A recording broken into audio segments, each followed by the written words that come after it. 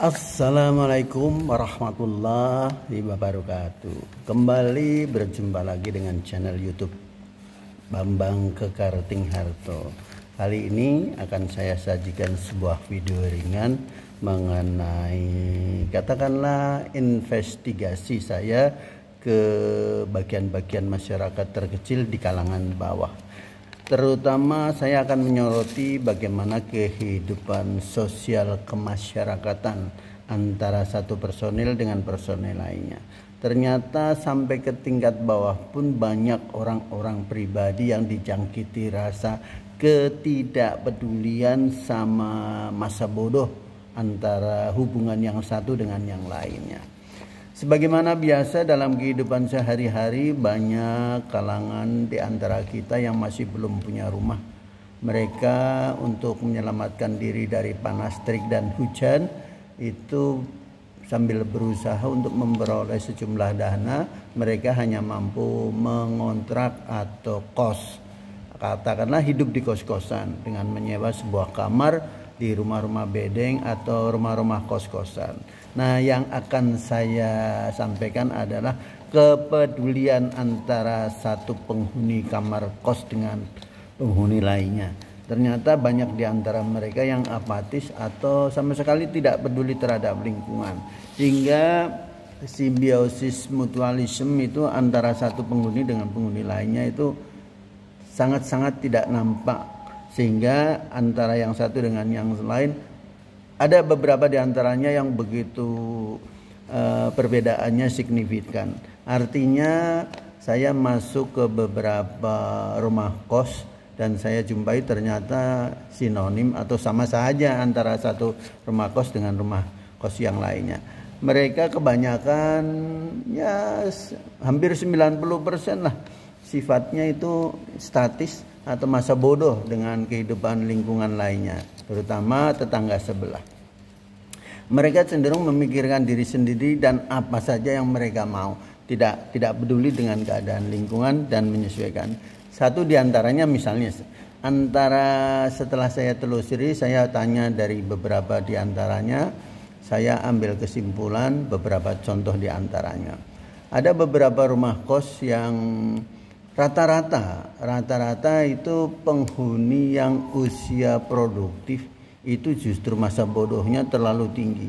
Artinya dia tidak peduli lingkungan, termasuk diantaranya kebersihan, kerjasama, kemudian saling pengertian. Justru itu banyak dimiliki oleh kaum produktif. Jadi maksimal usianya itu sampai dengan 40. Ketika sudah menginjak usia 40 ke atas, banyak di antaranya yang sudah menyadari bahwa hubungan antara satu dengan yang lainnya sangat-sangat diperlukan, terutama dalam hal pengertian. Saya masuk ke beberapa kos, ternyata saya sedikit berbincang-bincang atau wawancara investigasi begitulah. Ternyata kebanyakan ya memang yang sudah berusia di atas 40 atau 50 lebih gitu, justru itu yang rajin. Artinya dia peduli sekali terhadap lingkungannya dan kegiatan-kegiatan sosial lainnya.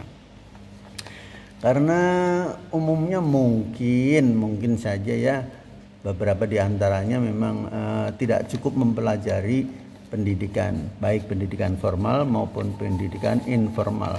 Artinya pendidikan di dalam kehidupan sehari-hari tidak menjadikan mereka itu matang atau bisa mengambil manfaat dari keadaan lingkungan. Karena pada dasarnya ilmu sosial itu seharusnya itu sudah dimengerti dengan sendirinya. Kalau menurut ilmiah atau pelajaran-pelajaran yang resmi, kita bisa ambil satu pengertian bahwa sosiologi adalah ilmu yang menyelidiki tentang susunan dan proses kehidupan sosial sebagai suatu keseluruhan sistem hidup dan kehidupan manusia. Ya, sebetulnya terjemahan ini sudah terjadi sejak dulu kala. Ini hanya dimodernisir saja supaya kita bisa lebih sistematis mempelajarinya. Tapi kebanyakan misalnya saja antara satu penghuni dengan penghuni lainnya, banyak yang mempunyai atau mengambil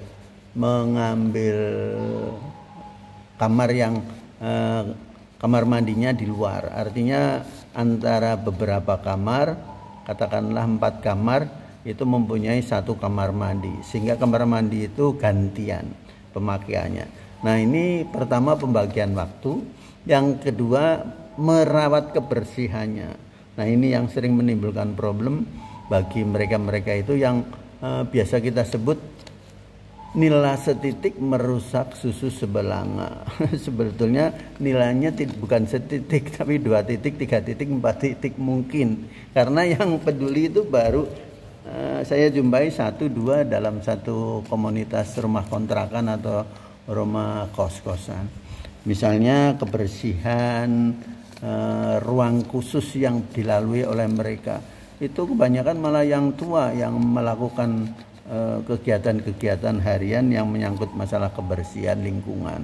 Termasuk juga kalau kamar mandi pasti paling tidak 3 hari dipakai itu sudah berlumut. Nah, ini memerlukan penanganan, misalnya disikat sehingga bersih kembali. Nah, untuk kepedulian ini kalau tidak dirapatkan atau katakanlah dibicarakan antar penghuni atau setidak-tidaknya owner atau pemilik rumah kos-kosan itu yang langsung menanganinya, sehingga mereka membagi tugas gitu, tidak akan. Jadi kalau yang satu rajin, yang lain malah senang. Berarti saya tidak usah bekerja, si A itu sudah mau mengerjakannya sendiri secara rutin. Jadi mereka betul-betul malah memanfaatkan keadaan sedemikian rupa untuk tidak bekerja lebih rajin lagi. Untuk mengosok kamar mandi paling tidak seminggu perlu dilakukan minimum itu paling sedikit 2 kali. Nah, 2 kali ini ternyata dilakukan oleh 1 orang yang rajin. Yang tidak rajin terus-terusan saja nempel kemudahan dan kenyamanannya. Sehingga sepertinya dia malah menganggap si rajin ini seperti babu, seperti pesuruh, seperti tugasnya dia bahwa dia harus membersihkan untuk saya. Padahal di situ kedudukan hak dan kewajibannya sebetulnya sama-sama penghuni rumah kos, sama-sama bayar, sama-sama menikmati fasilitasnya. Karena pada dasarnya sebetulnya sudah wajar dan kita ketahui bersama bahwa manusia itu adalah makhluk sosial atau dalam bahasa ilmiahnya disebut zoonpolitiken. Zoonpolitiken adalah manusia itu adalah makhluk sosial yang hidup dan kehidupannya selalu tergantung atau berhubungan dengan manusia lainnya. Iya, karena memang tidak mungkin manusia itu bisa hidup sendirian. Kalau bahasa Jawanya orang bilang toktil, jadi dia sendirian tanpa ada kehidupan dengan manusia lainnya. Jadi harusnya disadari betapa tidak bahwa hubungan baik komunikasi maupun hal-hal lain yang menyangkut sosialisasi itu harus disadari.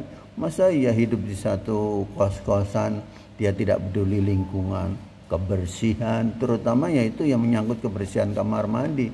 Coba bayangkan saja kamar mandi dipakai oleh penghuni 4 kamar, 3 kamar atau katakanlah 2 kamar.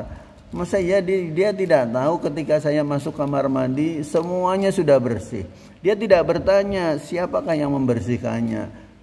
Kenapa saya tidak ikut-ikutan membersihkan? Betapa malunya saya karena menganggap bahwa orang lain itu pesuruh, pembantu, babu saya, sehingga wajar dia harus membersihkan dan saya tidak.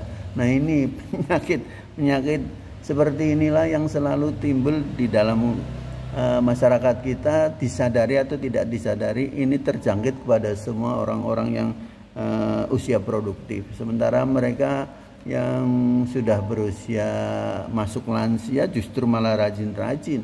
Dia peduli sekali terhadap kebersihan lingkungan, tidak saja kamar mandi yang jelas-jelas dipakai oleh banyak orang, tapi gang yang dilewati oleh lalu lalang mereka pun setiap penghuni kamar katakanlah begitu keluar masuknya lewat situ juga biasanya yang membersihkan malah yang sudah tua-tua.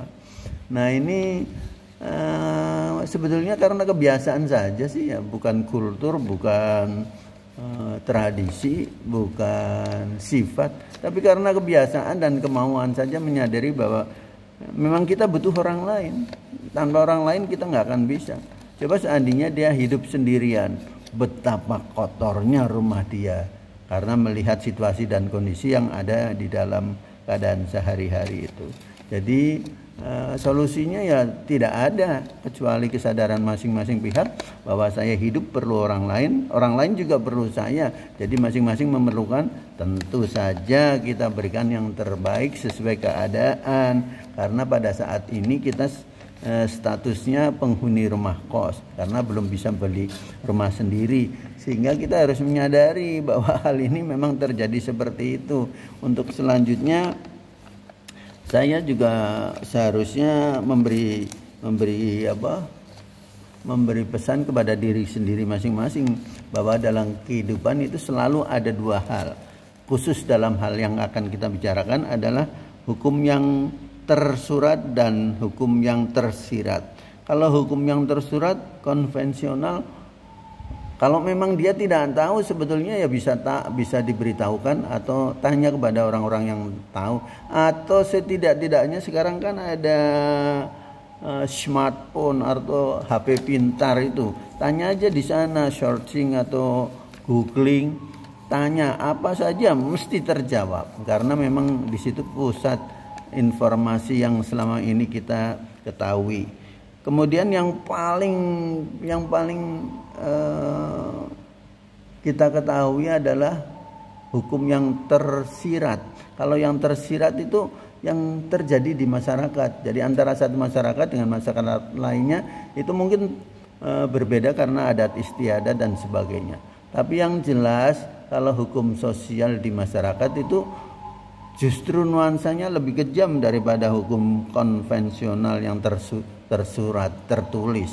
Karena kalau yang tersirat itu tafsir atau jabarannya sangat-sangat luas, tidak ada batasannya, artinya multi tafsir. Sehingga masing-masing pihak harusnya mengetahui posisinya saya di mana dan saya harus bagaimana. Demikian yang saya jumpai di beberapa rumah kos antara satu penghuni dengan penghuni lainnya. Solusinya ya mungkin masing-masing menyadari saja bahwa keadaan saya seperti ini dan saya butuhkan orang lain. Orang lain juga sama seperti kita, kalau kita terganggu ya tidak mau. Demikian juga yang lain sama saja. Jadi ya kita harus mencari tahu diri sendiri untuk bisa win-win solution terhadap orang-orang yang ada di sekitar kita. Demikian sekelumit kisah tentang kehidupan rakyat kecil yang hidup di kos-kosan atau di rumah-rumah bedeng kontrakan. Kepada mereka yang kebetulan sama dengan cerita ini, mohon diperbaiki sifat-sifat Anda supaya lingkungan Anda semakin segar. Jadi keadaan lingkungan antara satu penghuni dengan penghuni lainnya itu tidak rusak susu sebelanga, tapi memperbaiki susu sebelanga, begitu ya pemirsa. Demikian juga mudah-mudahan video ini bisa memberi solusi, memberi pencerahan, terutama bagi Anda yang kalangan bawah sekali atau katakanlah yang hidup di antara rumah kontrakan satu dengan kontrakan yang lainnya. Artinya kontraktor ya kontrak tapi tekor gitu, atau yang hidup di kos-kosan. Harus betul-betul harus peduli. Kalau tidak peduli, siapakah Anda gerangan? Tanyakan kepada diri sendiri, apakah saya layak hidup di antara mereka? Apakah saya hidup di sini sebagai katakanlah biang kerok atau sebagai pemanis bagi kehidupan sehari-hari kelompok saya berada.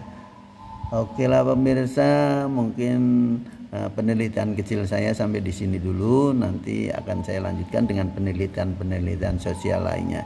Mudah-mudahan ada manfaatnya, sehingga video ini benar-benar memberi masukan, memberi tambahan ilmu bagi Anda yang sudah melihatnya.